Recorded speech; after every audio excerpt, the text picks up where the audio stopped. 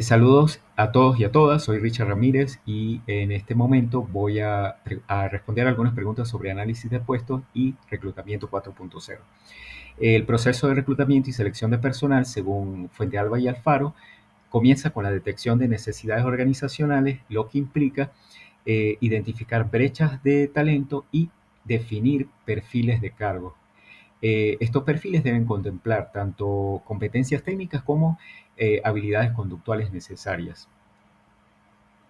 El reclutamiento 4.0 es como lo último en los tipos de selección de personal y se sirve del marketing digital para potenciar al empleador como una marca y de esta manera detectar y atraer talento.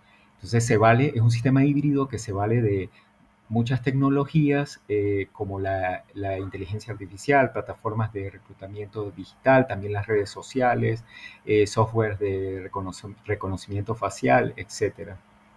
La gestión de cambio es la manera en que la organización maneja las transiciones dentro de la misma. Entonces, si se están implementando nuevas tecnologías, técnicas nuevas, digitales en el proceso de reclutamiento y selección de personal, la empresa va a tener que lidiar con cosas como el cambio cultural, la fiabilidad de la información, los posibles sesgos en los algoritmos, la seguridad y la confiabilidad de los datos, el acceso equitativo a todos los candidatos y la dificultad de evaluar habilidades blandas.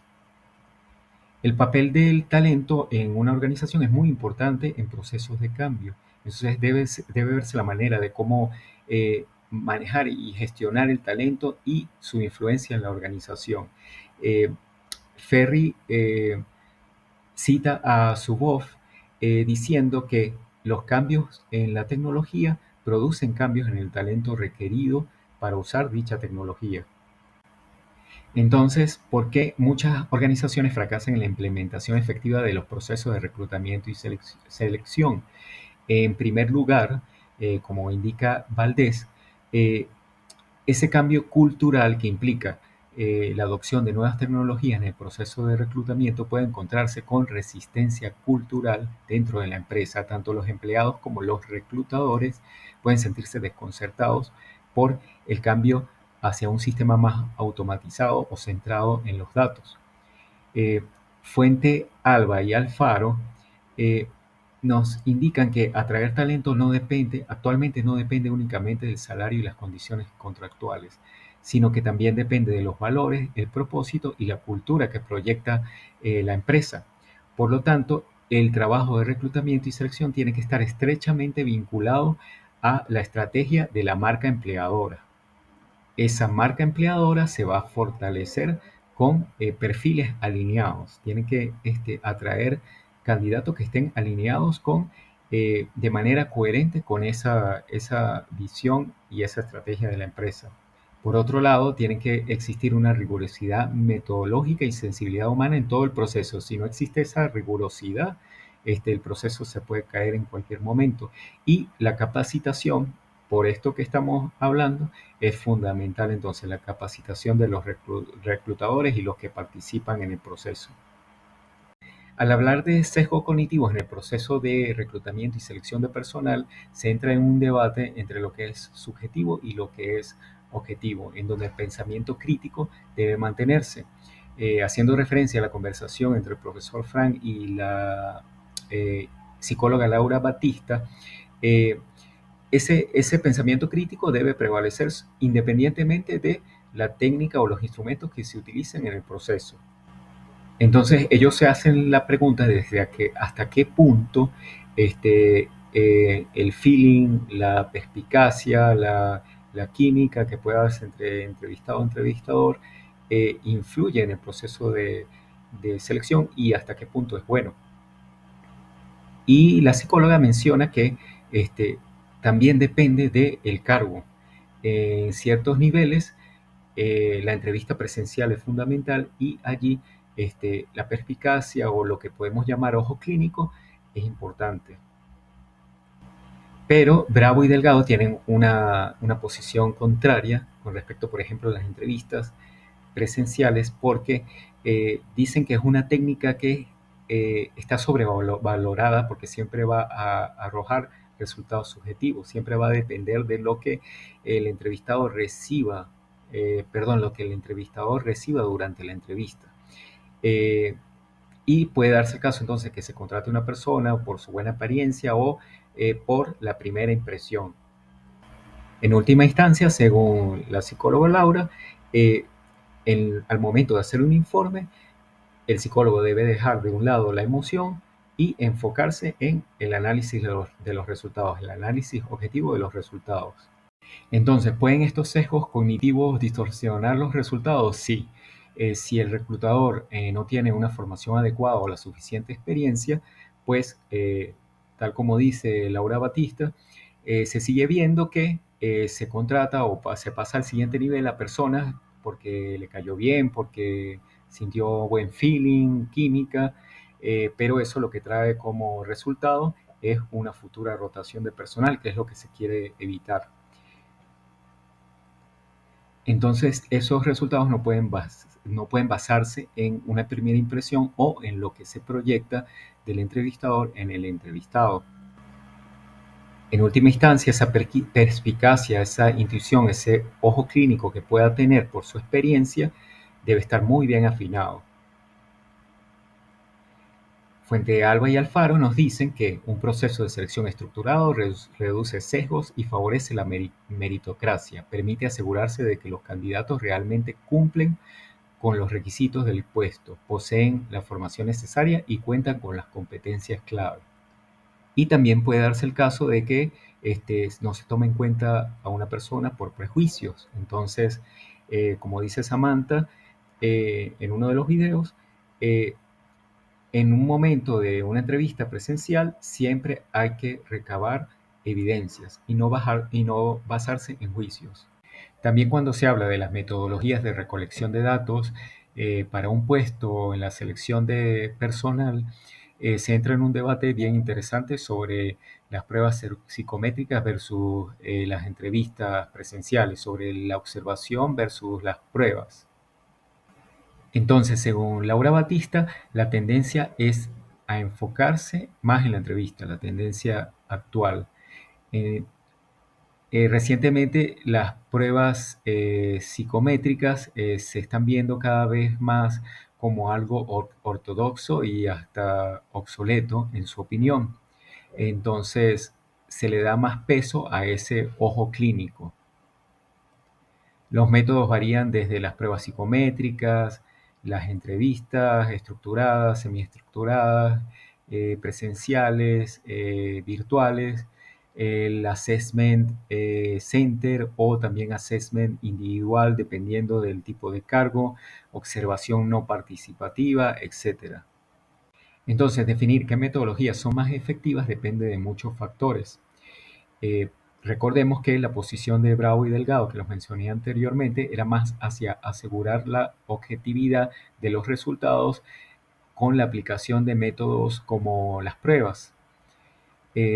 Volviendo a nuestras ponentes, ellas hacían, por ejemplo, Samantha hacía énfasis en lo costoso que es hacer un assessment center. Entonces, si se va a aplicar algo como esto de manera presencial, tiene que depender del tipo de puesto.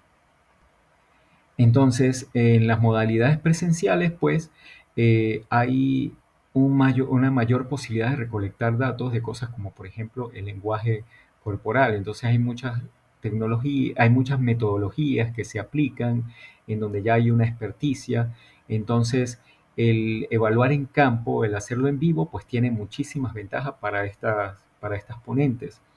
Eh, en las modalidades virtuales, pues, eh, es más complicado.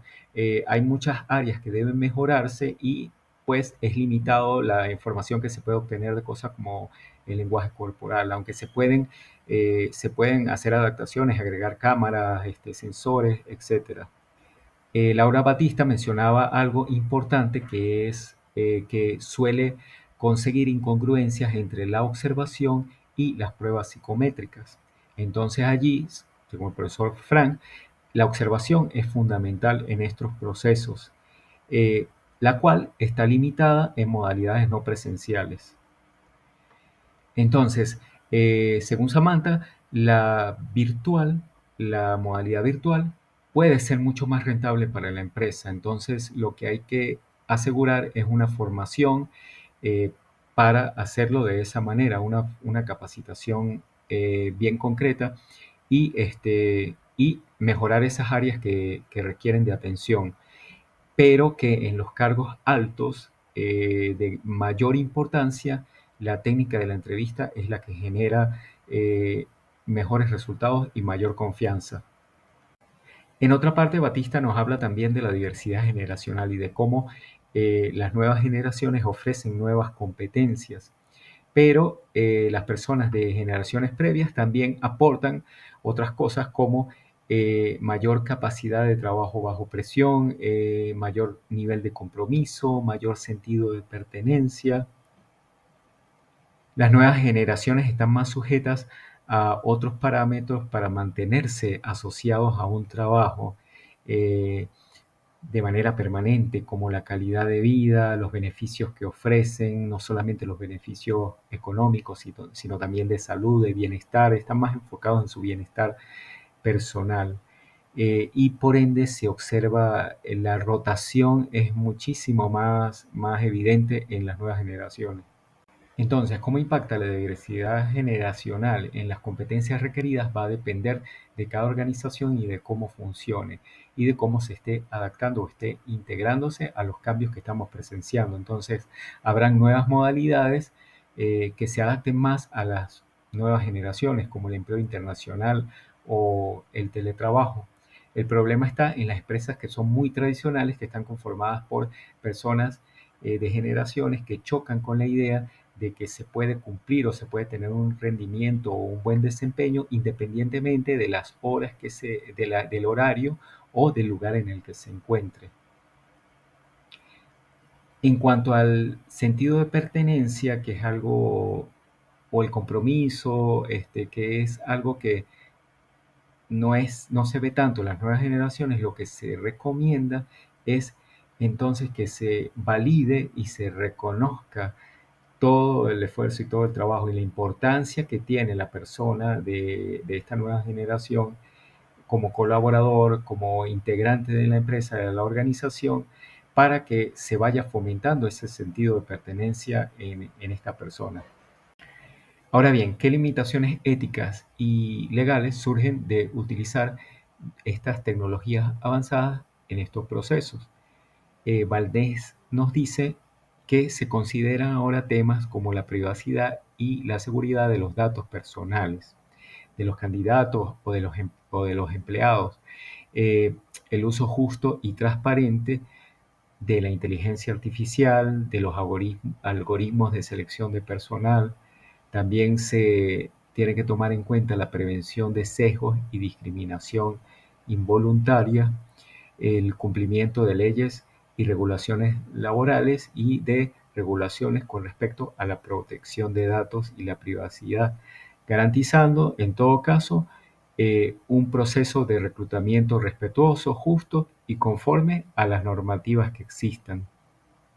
Según Ferri, las posiciones clave no se restringen necesariamente a parte del equipo directivo, sino incluyen también las posiciones clave en los niveles más bajos y pueden variar entre las unidades operativas y también en el tiempo. Esta es una manera más dinámica y más adaptativa de ver lo que son los puestos, los cargos y la manera en que se analizan, más acorde con los tiempos cambiantes que estamos viviendo.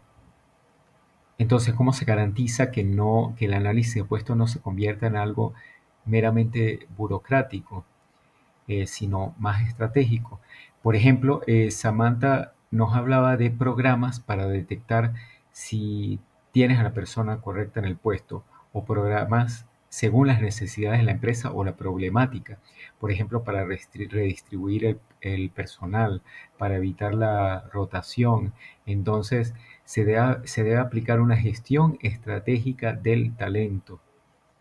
Entonces debe haber un proceso de investigación, desarrollo y renovación constante, también con seguimiento y con retroalimentación. Entonces Ferri eh, define esta gestión estratégica de talento como las actividades y procesos que involucran la identificación sistemática de las posiciones clave que diferencialmente contribuyen a la ventaja competitiva y sostenible de la organización. Entonces, se debe pensar en el desarrollo de una cantera de talento de alto potencial y alto desarrollo eh, para una arquitectura diferenciada de recursos humanos, algo que esté en constante elaboración y desarrollo. Ahora, hablando de algunos conceptos claves en lo que es la gestión de talento, tenemos la descripción del puesto, que es este documento que resume las responsabilidades, las tareas y las funciones de un cargo. La especificación del puesto sí tiene que ver ya es con las habilidades, las cualidades, las actitudes eh, que son necesarias para el desenvolvimiento en ese tipo de trabajo. Y el mapeo de competencias es algo que se hace para evaluar a los candidatos o evaluar a los empleados de una manera bien estructurada y metódica, con la finalidad de entender cada conocimiento, habilidad, eh, actitud, rol, motivo, eh, tanto individual como de cada departamento y también identificar las cosas que están ausentes. De esta manera se puede comparar a los individuos, eh, se puede comparar las competencias que tiene cada individuo con las competencias que se necesitan. Entonces, la descripción del trabajo está más ligada a el título del trabajo, la ubicación dentro de la empresa, eh, el ambiente en donde se va a desenvolver, las actividades que va a realizar, las tareas, etcétera. Pero la especificación del trabajo está más vinculada a la experiencia, al entrenamiento, a las habilidades, a los atributos emocionales, a las capacidades mentales del individuo, en que son necesarias para su desenvolvimiento.